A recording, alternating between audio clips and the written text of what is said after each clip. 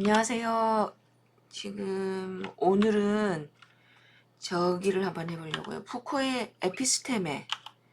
이걸 푸코 에피스테메 제가 이제 과학 논술 책에서 담론 푸코를 모르고는 대한민국 1990년대 그 87항쟁 이후 대한민국을 이해하기 어렵다라고도 얘기합니다. 물론 우리나라뿐만이 아니고 그 여러 가지 푸코가 만들어낸 말들 많죠. 담론이란 말도 그렇고 지금 오늘 소개할 에피스테메도 그렇고. 그래서 저희는 이제 과학이니까 과학에서 저희는 이제 패러다임이라는 용어 굉장히 익숙하시죠.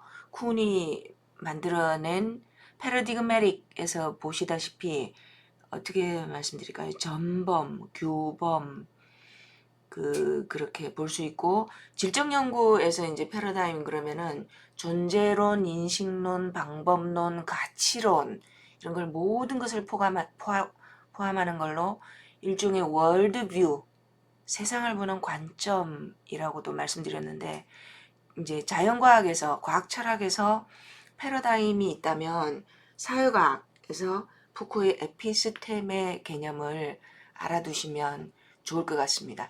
에피스테메는 어원학적으로는 인식론이라고 하는 에피스테몰로지의 어근이 되는 단어죠.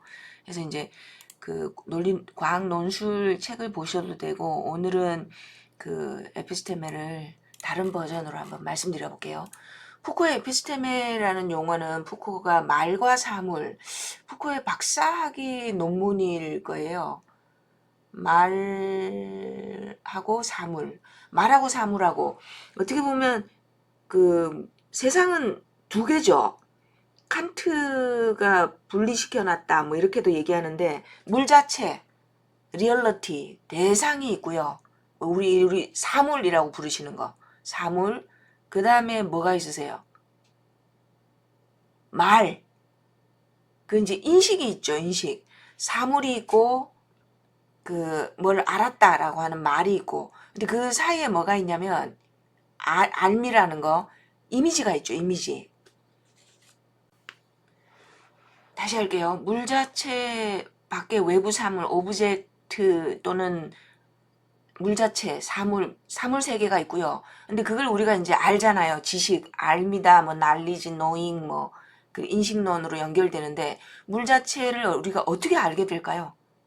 예를 들어서 핸드폰 또는 뭐 볼펜, 또 뭐 있으세요? 안경 이렇게 해보세요. 그럼 저희가 그거를 안경 이렇게 하면은 떠오르는 이미지 있죠. 그래서 원래는 밖에 안경이 있고, 어떤 안경이 있죠. 지금 제가 쓰고 있는 안경, 아니면은 사람도 떠올려 보세요. 곽영순, 저 있잖아요. 이렇게 물자체가 있고, 그거를 곽영순이라고 언어화 하시죠. 근데 이게 과정을 한번 밟아보면 그 물건을 가지고 이렇게 떠올려요. 뭐를 떠올리시죠? 그게 이미지예요.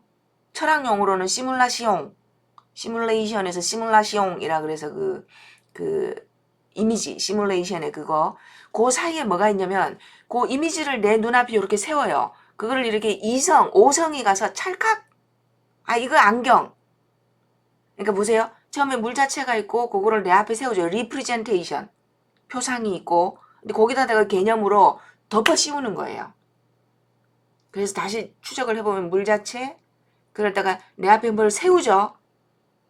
뭐를 세우고 이렇게 이미지화 하죠. 근데 거기다 대고 안경이라고 찰칵 개념으로 뒤집어 씌운다고요.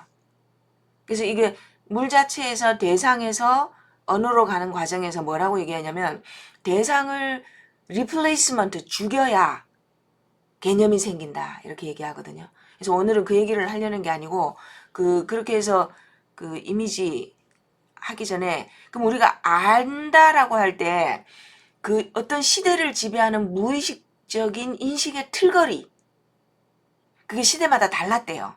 그러니까는 우리 인류가 이제 자연 상태에서 문화 상태로 넘어오잖아요. 그래서 집단 무의식이 있다 그럽니다. 인간에게는 문화 뒤에 집단 무의식이 있다. 그래서 어떨 때는 그 집단 무의식을 알매 인간이 뭔가 인식작용을 할 때 우리는 모르지만 우리 뒤에 버티고 서 있는 집단 무의식을 에피스테메라고 푸코가 불렀거든요. 그래서 여기 한번 읽어볼게요. 역사적으로 형성된 무의식의 층, 인간 지식 알을 형성하는 토대 역할을 하는 거다. 그래서 인식의 메커니즘이다라고 얘기해요. 그래서 특정 시대 우리가 사물을 인식하는 방식이 시대마다 달랐대요.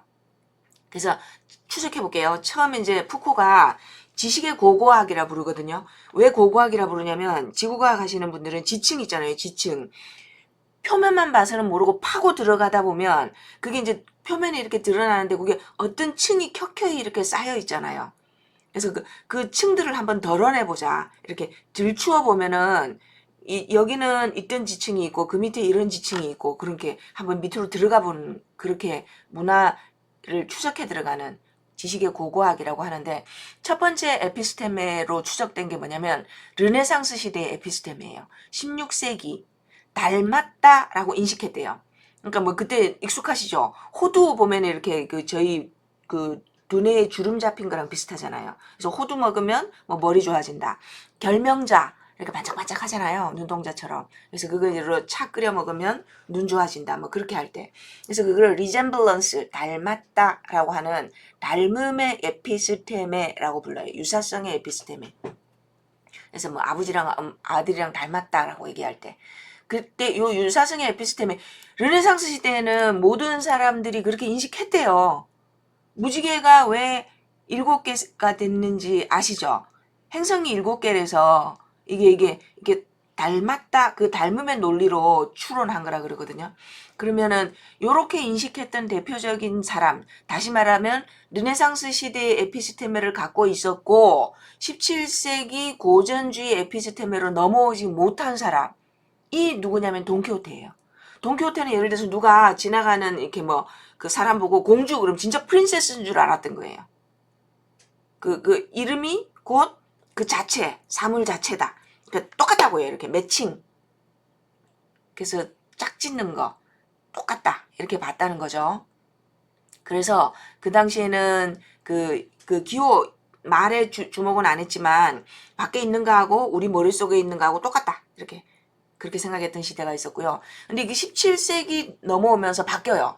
그래서 푸코가 말과 사물이라는 자기 책을 뭘로 시작하냐면 요걸로 시작해요. 벨라스케스의 시녀들이라는 그림으로. 벨라스케스라는 스페인 화가죠. 이 그림에 대한 설명은 이렇게 패러디한 것도 있고 뭐 다르게 그린 것도 있고 굉장히 많아요. 유튜브에 가셔서 벨라스케스 시녀들 하면은 해설, 미학적인 측면에서 아니면 여러 측면에서 해설해 놓은 동영상 많아요. 부담 없이 보실 수 있으니까 뭐 3분짜리부터 뭐 많습니다. 그래서 가셔서 보시면 그때 벨라스케스 그림으로 시작한 이유가 그게 17, 18세기 고전주의 클래식 고전주의라고 있죠. 왜? 그 역사에서 이렇게 보면 계몽주의, 고전주의 뭐 있잖아요. 고전주의 에피스테메를 대표하는 건데 그때는 재현의 에피스테메. 이건 뭐냐면요. 그 시대에는 그 사물이 곧 말이었죠. 여기 요렇게 진술되어 있습니다. 보시면 르네상스 시대의 에피스테메는 말 그게 바로 사물이었어요. 그러니까 가장 제 영혼에 어울리는 게 제 이름이라고 믿었던 거죠. 그때는. 그러니까 하나님이 아다마라고 부를 때 아니면은 뭐야라고 부를 때 그때는 사물 이꼴 말이었잖아요. 근데 이게 고전주의라고 다 하면은 아까 벨라스케스 시녀들에 오면은 표상으로 바뀌어요. 표상. 표상이 아까 뭐라 그랬죠? 사물을 가지고 제가 뭔가 머릿속에 떠올리죠. 왜냐면 예를 들어서 제가 컴퓨터를 생각한다고 해보세요. 컴퓨터가 제 머릿속에 사물 자체가 머릿속에 들어올 수는 없잖아요. 비집고 못 들어오죠. 그래서 제 머릿속에 들어오는 건 뭐예요? 내 머릿속에 뭔가를 세워요. 그 리프레젠테이션이 원래 독일말로 뭐냐면 앞에 세운다는 뜻이에요. 누구 앞에? 오성 앞에. 칸트가 깨달을 오자 써서 오성이라는 걸 만들었어요. 지각하고 이성 사이에 있는 그거 감각 센스 데이터 처리하는 거 오성 앞에 딱 세워서 이거는 뭐라고 딱 이렇게 이름을 붙이는 거예요. 그게 재현이에요. 재현, 리프레젠테이션 뭔가를 사물 자체를 그대로 못 가지고 오니까 앞에 재가공해서 앞에 세워요. 그래서 이거는 뭐, 이거는 안경, 이거는 컴퓨터, 이거는 웹캠 이런 식으로. 그럼 재현을 한다 그러면 더 닮고 덜 닮고가 있겠죠. 그러니까 아빠를 닮았는데 애들이 여러 명이 있고 엄마 아빠 닮잖아요. 엄마를 닮았는데 예를 들어서 큰애가 둘째보다 엄마를 더 많이 닮았어. 그게 고전주의 시대에 인간이 했던 게 뭐냐면 분류학이에요. 분류학. 그래서 고전주의 시대에는 더 닮았다 덜 닮았다에 따라서 무슨 기준이 있겠죠. 기준을 세워놓고 사물도 분류하고 식물도 분류하고 원소도 분류하고. 그 사람의 자리는 뭐예요? 르네상스 시대에는 하나님을 닮은 그런 에피스테메였죠. 중세니까 신의 시대, 종교의 시대. 근데 이제 고전 시대 오면 어떻게 돼요? 인간의 역할은 어떤 분류 체계에 따라서 더 인간적인, 덜 인간적인 뭐 그렇게 볼 수도 있을 것 같고 그냥 분류하는 하나의 행위자인 거예요. 행위자. 인간 그 자체의 고유한 의미가 있다기보다는 그러니까 뭐 더 이성적이고 덜 이성적이고 이런 식으로 분류. 그래서 르네상스하고 고전주의 에피스테메의 차이점은 어떻게 얘기할 수 있을까요? 르네상스 시대에는 말이 사물이었어요. 근데 지금은 이제 고전주의 시대는요.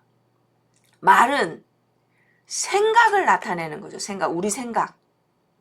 사고에 대해서 이렇게 뭔가 외부 사물이 있으면 말이 들어가가지고 더 이렇게 디그리가 층위가 나눠지는 거죠. 스펙트럼이 더 닮았다, 덜 닮았다 이런 식으로 그거를 리프레젠테이션.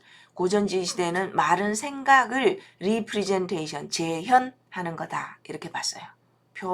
표상이란 말이 포스텔룽이라 해서 독일어로는 오성 앞에 세운다. 내 인식 앞에 딱 세워서 찰칵하고 개념으로 캡처해서 의미화하는 거였거든요. 그리고 이제 드디어 18세기가 되면서 인간이 나타나요. 인간이 뭐냐면 인간학이 시작된 거죠. 그래서 보세요. 사물을 그대로 재현한 이름도 아니고 그리고 그걸 분류하는 재현도 아니고 인간이 그 자체가 인간학의 대상이 됐어요. 이게 무슨 말이냐면 18세기에 가장 대표적인 게 세 가지였어요. 인간과학, 막스의 사회학 나타났죠. 막시즘. 그 다음에 다윈의 종의기원, 생물학 나타났죠. 그 다음에 언어학, 니체의 문헌학. 니체가 무슨 문헌학이야 그러실 텐데 저희 지금 현대철학에서 모든 유명한 사람들이 니체를 자기만의 버전으로 해석한 거다. 뭐 좀 뻥을 치면 모든 것은 니체가 다 이루어 놓은 거다. 이렇게도 볼 수 있고 니체는 인간 문화의 무의식을 그 글로 문자로 추적하는 사람이다. 그래서 니체의 문헌학 이렇게 돼서 인간이 드디어 주인공이 된 시대. 왜냐면 인간의 특징이 뭐예요? 역사성, 시간성, 유한성 이런 거 갖고 있잖아요. 그래서 인간을 중심으로 모든 세상을 보기 시작했어요. 그래서 중세 신의 자리에 인간이 들어갔다 이렇게 얘기했잖아요. 저희 왜 2500년 철학사 얘기하면서 이데아, 그 이데아의 자리에 하나님이 들어왔다가 결국은 이제 데카르트의 코기토에 따라서 이성을 가진 인간 중심이 들어오죠. 그게 인간 중심의 에피스테메예요.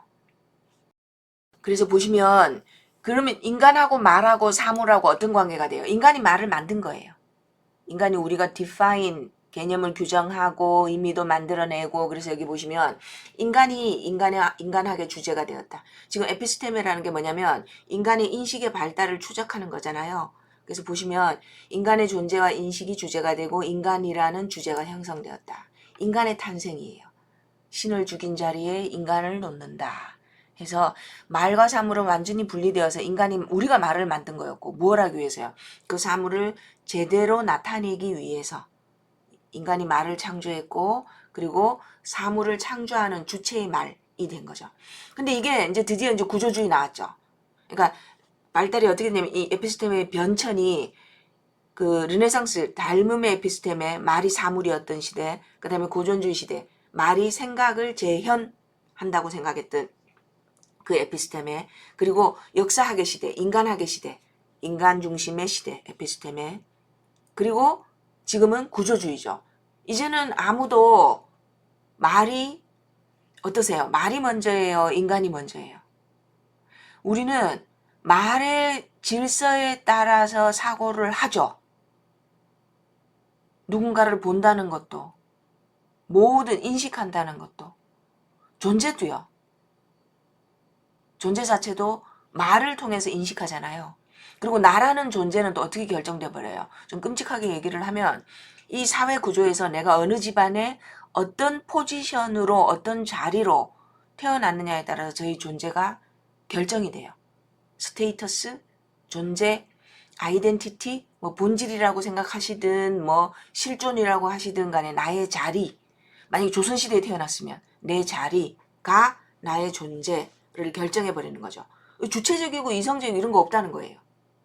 그래서 여기 보시면 지금 저희가 살고 있는 시대는 구조주의 에피스테메예요.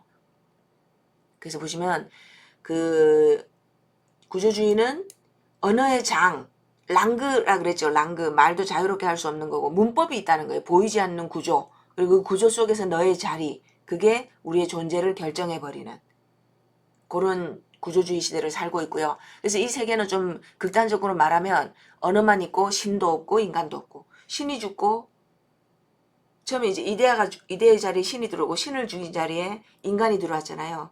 인간이 언이고 인간의 의미 그런 거 없고요.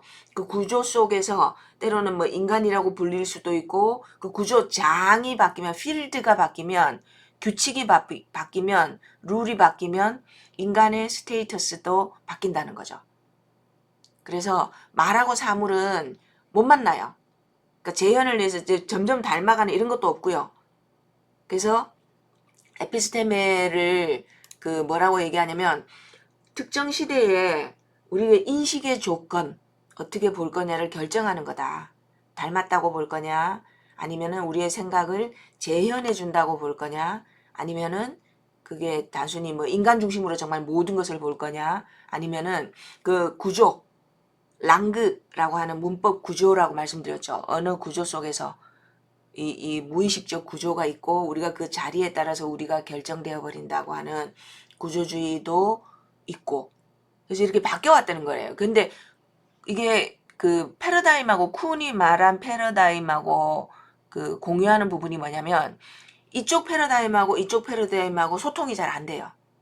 그러니까는 돈키호테가 구조주의 시대에 오면은 얘는 사물 인식을 전혀 다르게 하는 거죠. 못 살죠. 어떻게 읽어내야 될지를 모르니까 코드가 달라져 버리는 거예요. 아예. 그죠? 그래서 그 단절이 있다라고 얘기해요. 에피스테메와 에피스테메 사이에는 이게 왜냐면 소통이 안 된다. 영원히 건널 수 없는 단절. 이렇게 분리된다. 소통이 안 된다. 이렇게 얘기하고요. 그래서 보시면 에피스테메는 특정 시대의 지식을 결정한다.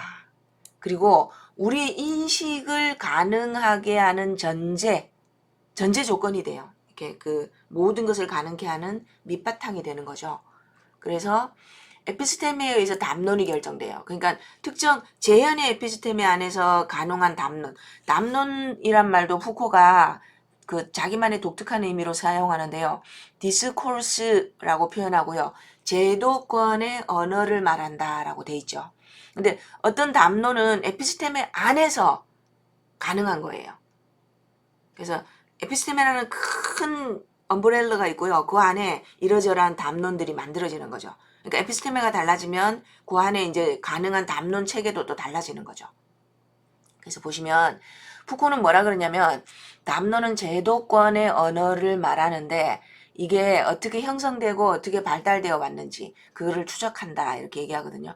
그러면 지금 저희가 쓰고 있는 그 이성의 담론 또는 뭐 미의 담론, 예쁘다라는 담론이 저희가 지금 굉장히 예컨대 여성의 얼굴을 보면 굉장히 서구화돼 있죠.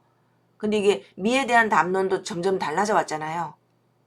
그 양귀비가 요즘 기준으로 보면은 그렇게 아름답지 않다 그러죠. 이렇게 오동통하고 그 눈도 이렇게 전형적인 왜 저기 옛날 그 미인도에서 동양 미인 이렇게 날 때 눈이 이렇게 길고 이렇게 쭉 이렇게 가늘게 긴 그런 눈이었고 뭐 그렇게 얘기하잖아요. 그래서 그게 그 담론이 미에 대한 담론이 달라져 왔다 이렇게 얘기하거든요. 그러면 우등생 담론 한번 해볼까요? 누가 우등생일까? 그것도 시대마다 달라요. 예전에 어떻게 말씀드려볼까요? 한 70년대 60년대 공부 잘하는 우등생하고요. 지금 우등생 달라요. 영재의 개념도 바뀌겠죠. 이제 세월 가면서. 그래서 어떤 담론에 들어가 있느냐에 따라서 달라지는 거죠. 만약에 어떻게 얘기해 볼까요? 이성적인 인간이다. 아니면 천재 담론 이런 거 영재 담론 한번 해볼까요? 어떤 게 영재였죠? 시대마다 다르죠. 그래서 푸코는 뭐라 그러냐면 어떤 담론이 주류 담론이 된다는 거는 그 억압의 흔적이 있다 그렇게 얘기해요. 누군가는 이게 비주류는 다 죽인 거예요. 그리고 그게 주류로 이렇게 우뚝 서는 거죠. 그리고 그게 일단 주류 담론이 되고 나면 거기서 조금 어긋나게 얘기하거나 반론을 제기하거나 거기와 다르게 사고하면 좀 이상하게 대접받죠. 네. 예를 들어서 중세 기독교가 주류 담론일 때 다른 종교를 얘기하거나 칼이냐 이렇게 뭐냐 이렇게 선택하라 이렇게 나오고 십자군 전쟁도 나오고 막 그랬었잖아요. 그래서 담론이라는 거. 기독교 담론으로 볼 때 불교 담론은 어떻게 보일 수 있거든요. 그러니까 역으로도 생각해 볼 수 있고요. 그래서 그 담론, 제도권의 언어고요. 그리고 어떤 담론이 담론이 우세하다 또는 주류 담론이다. 그 담론에 따라서 모든 사람들이 사고한다라는 거는 어떤가 그거에 반대되는 자잘한 다른 담론들을 다 억압하고 무너뜨리고 죽인 위에 형성된 담론이라는 거죠. 그래서 푸코는 항상 뭐를 봤냐면 지배자들이 자기들이 보기에 좋은 담론, 유리한 담론을 주류 담론으로 만들어 왔다 이렇게 보거든요. 그래서 각 시대마다 담론은 다르게 형성되는데 이 형성하는 주체가 권력을 가진 그 권력층, 사회 지배층이었다는 거죠. 옛날에는 귀족이라고 불렸던 그 주류층인 거죠. 그래서 형성 과정에는 항상 억압과 지배자들의 폭력이 있었다. 정상 비정상 구분하는 것도 지배자가 누가 권력을 질까요? 예전에는 세습이었죠. 왕권이라고 불릴 때. 그리고 철인 정치 이런 것도 있었어요. 철학자들이 정치 다스려야 된다. 백성들을 다스려야 된다. 이런 것도 있었고. 또 여러 가지 정치 체제가 있었잖아요. 근데 그 권력자가 누구일까? 그들이 유리한 것을 지배적인 담론으로 만들었고 거기에 기대어 살도록 했고 그렇게 만들었대요.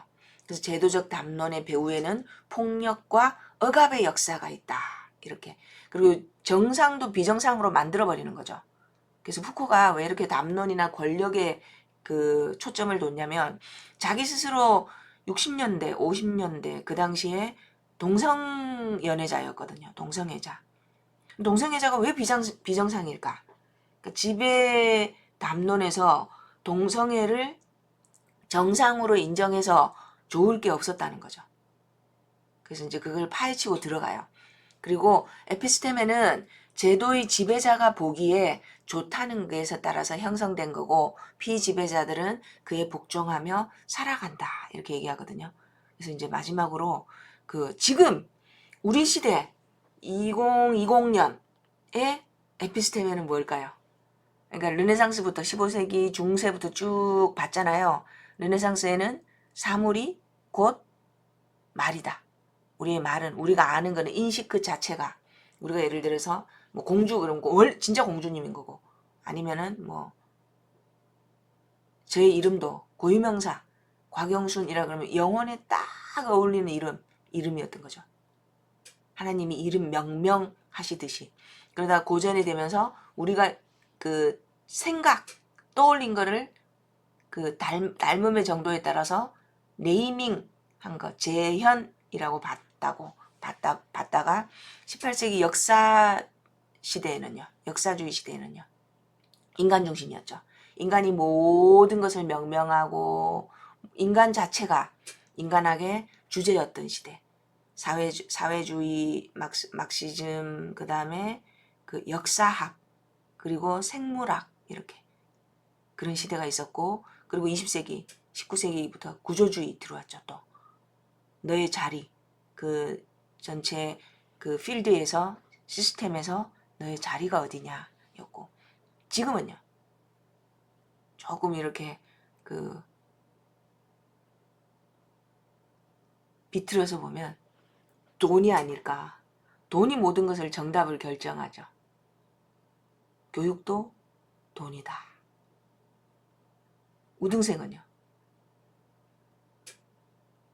돈이 많아서 이러저러한 지원을 많이 받아서 다른 아이들이 접할 수 없는 학습의 기회도 가지고 그런 돈의 에피스테메냐 이렇게 조금 사케스틱하게 그렇게 말하는 사람들도 있습니다. 그래서 그 자연 철학 아니죠. 과학 철학에서 쿤의 패러다임이 있다면 사회학에서 철학에서는 그 푸코가 에피스테메라는 걸로 우리가 뭔가를 인식할 때 인식의 대전제 에피스테메에 입각해서 우리는 알을 얻게 된다. 남들이 보는 것처럼 본다라고 할 때. 그리고 시대별 에피스테메에는 단절이 있다. 소통이 불가능하다는 거죠. 중세의 세상을 보던 방식, 그리고 17세기에 보는 방식, 구조주의에서 우리가 세상을 보는 방식, 그리고 그 역사, 인간 중심의 시대에 우리가 인간 주체라고 봤던 그 시대. 그래서 푸코가 말과 사물이라는 그 책에서 마지막을 이렇게 얘기해요. 인간은 모래사장에 그려진 그 그림과 같다. 인간의 형상을 이렇게 모래사장에 이렇게 그려놓으면 파도 치면 사라지잖아요. 왜냐하면 2500년 역사 동안 인간이 주인이었던 시대는 2세기도 안 되죠. 역사주의 시대가 그 짧았다는 거죠. 구조주의 오면은 인간은 죽었다 이러거든요. 그 신의 자리에 구조, 말이라는 구조, 랑그라는 구조가 들어오면서 인간은 그 구조 속의 하나의 특정 자리를 차지한 존재일 뿐인 거죠. 그래서 오늘은 에피스테미에 대해서 한번 알아봤습니다. 관심이 있으시면 그 유튜브 가셔서 에피스테미 검색하셔도 되고요. 아니면 이런저런 설명 동영상이 많습니다. 한번 찾아보시기 바랍니다. 감사합니다.